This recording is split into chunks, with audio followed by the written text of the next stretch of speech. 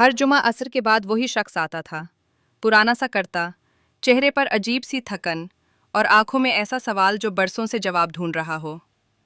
वो गांव के चौक में खड़ा होकर बस एक ही सवाल पूछता था, क्या किसी ने आज मुझे याद किया? लोग पहले चौंकते, फिर नजरें चुरा लेते। कोई हंसता, कोई कहता, फिर आ गया पागल, और कोई कहता, हाँ हाँ, अल्लाह याद करता है, अब जाओ। मगर वो शख्स कभी जवाब पर नहीं रुकता था, बस सवाल पूछता और चला जाता। ये सिलसिला एक हफ्ते का नहीं था, एक महीने का नहीं था, 7 साल। हर जुमा वही सवाल, वही खामोशी। लोगों ने उसकी आदत बना ली थी, जैसे अजान की आवाज़, जैसे जुमा का खुतबा। कोई ये जानने की कोशिश नहीं करता था कि वो क्यों पूछता है। बस एक लड़का था, नाम रेहान। वो हर जुमा उस शख्स को गौर से देखता। उसकी आवाज़ में जिद नहीं थी, शिकायत नहीं थी, बस इंतज़ार था।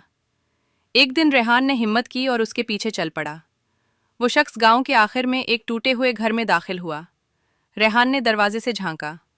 अंदर न फर्नीचर था, न तस्वीरें, न आवाज़ें। बस एक पुरानी कुर्सी और दीवार पर कील में लटकी एक बच्चों की तस्वीर। 2 बच्चे और दरमियान में एक औरत। रेहान की सांस रुक गई। अगले जुमा वो शख्स फिर आया। इस बार रेहान ने सवाल का जवाब दे दिया, हाँ, मैंने आपको याद किया था। वो शख्स रुक गया। पहली बार उसकी आंखों में नमी आई। उसने आहिस्ता कहा, 7 साल पहले मेरी बीवी और बच्चे एक हादसे में चले गए। मैं तब से ये जानना चाहता हूँ कि क्या मैं अभी भी किसी की याद में हूँ। उसने सर झुका लिया। अगर कोई एक भी इंसान मुझे याद कर ले तो लगता है मैं अभी जिंदा हूँ। अगले जुमा वो शख्स नहीं आया। लोगों ने महसूस किया और चूक गए। रेहान उसके घर पहुंचा। दरवाज़ा खुला था।